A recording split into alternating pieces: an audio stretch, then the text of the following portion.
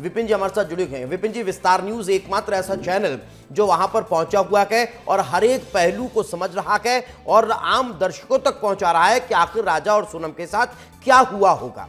आप क्या चाहते हैं विस्तार न्यूज से? हम इस इन्वेस्टिगेशन में आपकी और किस तरह से मदद कर सकते हैं विपिन जी?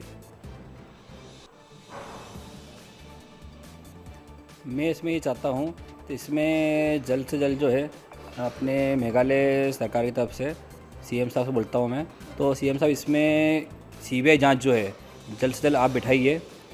और केंद्र से भी मैं चाहता हूँ इसमें सीबीआई जांच बैठेगी तो ही जल्दी कुछ हो पाएगा, क्योंकि क्या आप खुद समझ चुके हो इस चीज़ों को। तो सोहरा पुलिस स्टेशन जो है वो अभी तक ना हमको रिपोर्ट दे पा रहा है ना हमसे बात कर रहा है, तो हम लोग वहाँ सेफ तो है नहीं। इसमें गोविंद को अभी तक में 2 बार धमकी मिल चुकी है, तो हम चाहते हैं इसमें यह है किस तरह की कि या तो गोविंद को वहाँ पे सेफ जगह रखा जाए जहाँ गोविंद सेफ रहे। एक धमकी मिली थी उसको पहले, आज से करीब अपने 10 दिन पहले जी, 8 से 10 दिन पहले, तो आप लोगों ने मेघालय को हाईलाइट कर दिया है ज़्यादा, तो आप लोग थोड़े बच के रहना यहाँ पे, किसी लोकल गांव वाले के हाथ मत लग जाना, नहीं तो आप लोगों के साथ में क्या होगा ये आपको भी नहीं पता है, वो प्रशासन आपको बचा भी नहीं पाएगा। दूसरी धमकी दी गई थी तो आप लोगों ने जो 5 लाख की राशि सोनम के लिए बोली है वो राशि बहुत बड़ी राशि है यहाँ के लोगों के लिए, तो आप लोग थोड़ा संभल के रहना, नहीं तो आपको पता नहीं चला क्या होगा।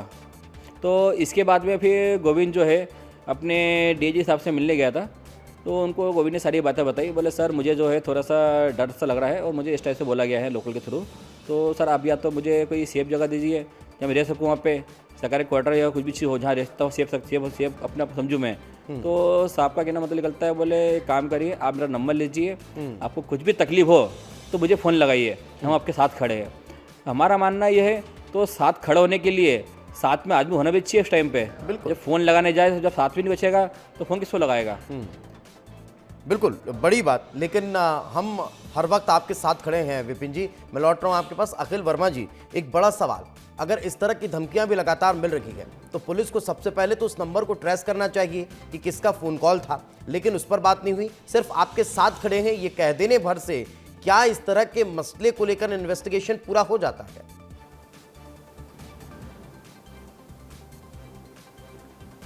नहीं, देखिए जिस तरीके से आपने ये बता रहे हैं वो जो फ़ोन आए हुए हैं और इनने जो वहाँ पर लोकल पुलिस को सूचना दिया, सही किया। हायर ऑफिसर्स के भी ये चीज़ नॉलेज में है, तो पुलिस के साथ हालांकि इनको अपनी सेफ्टी रखना चाहिए और पुलिस के बताए अनुसार या पुलिस की जानकारी में ही जहाँ जा रहे हैं वहाँ जाना चाहिए। अविश्वास ज़रूरत से ज़्यादा ना करें, हाँ साथ में रहें और साथ में इनिशिएटिव होके बात करें, क्योंकि कई बार एक ऐसी चीज़ आती है कि लोकल पुलिस को ये ज़रूर रहता है कि इस जगह पे कैसे क्राइम होते हैं और इस तरीके का क्राइम हुआ है तो इसमें कौन इन्वॉल्व हो सकता है। सर मैं आपसे खुलकर पूछ रहा हूँ, क्या पुलिस को भी कभी इस तरह की परिस्थितियों में डर रहता है? क्या पुलिस भी उन एरियो में जाने से डरती है? क्या इस तरह की चीजें होती हैं कभी पुलिस के साथ कि वहां तो पुलिस भी इंटर नहीं कर पा रही है, ऐसा कुछ होता है? नहीं, इस तरीके की चीज़ें पुलिस के साथ नहीं होती।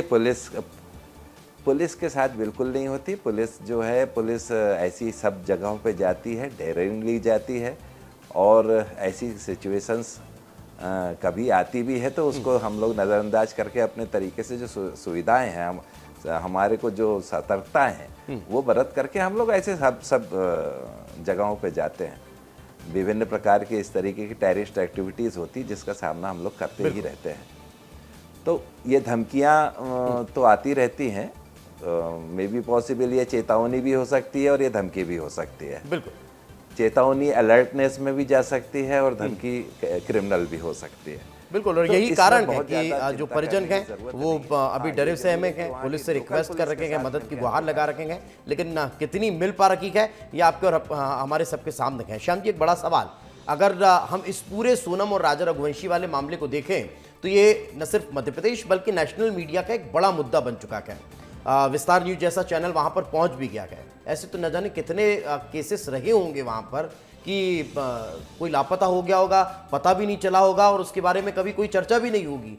ये तो चूंकि इतना हाईलाइट हो गया कि उसके बाद भी अगर पुलिस का रवैया ऐसा है, उसके बाद भी अगर अभी तक का पुलिस इस पूरे इन्वेस्टिगेशन में किसी क्लू तक नहीं पहुंच पा रही है या किसी परिणाम तक नहीं पहुंच पा रही है, तो फिर उन लोगों के लिए तो बड़ा सवाल खड़ा होगा। वाकई ये बहुत बड़ा सवाल है पुलिस के लिए, पुलिस की इमेज के लिए भी बहुत बड़ा सवाल है। ऐसे में शिलांग पुलिस को अपनी स्थिति स्पष्ट करना चाहिए, इन्वेस्टिगेशन के तौर तरीके क्या हैं ये भी स्पष्ट करना चाहिए ताकि लोगों में भरोसा पैदा हो। बड़ा सवाल यही है कि स्थानीय स्तर पर जो क्राइम हो रहा है उसको पुलिस कैसे टेकल करती है, जबकि इतना बड़े मामले में पुलिस का कोई स्टैंड क्लियर नहीं समझ में आ रहा है। तो पुलिस के ऊपर सवाल उठना ठीक नहीं है, भरोसा होना बहुत जरूरी है। बिल्कुल, भरोसा होना बहुत जरूरी है। अब ये देखने वाली बात होगी कि ये भरोसा मेघालय पुलिस कितना कायम आम लोगों पर और सोनम और राजा के परिजनों पर कर पाती है। अब ये देखने वाली बात होगी। बहुत बहुत शुक्रिया।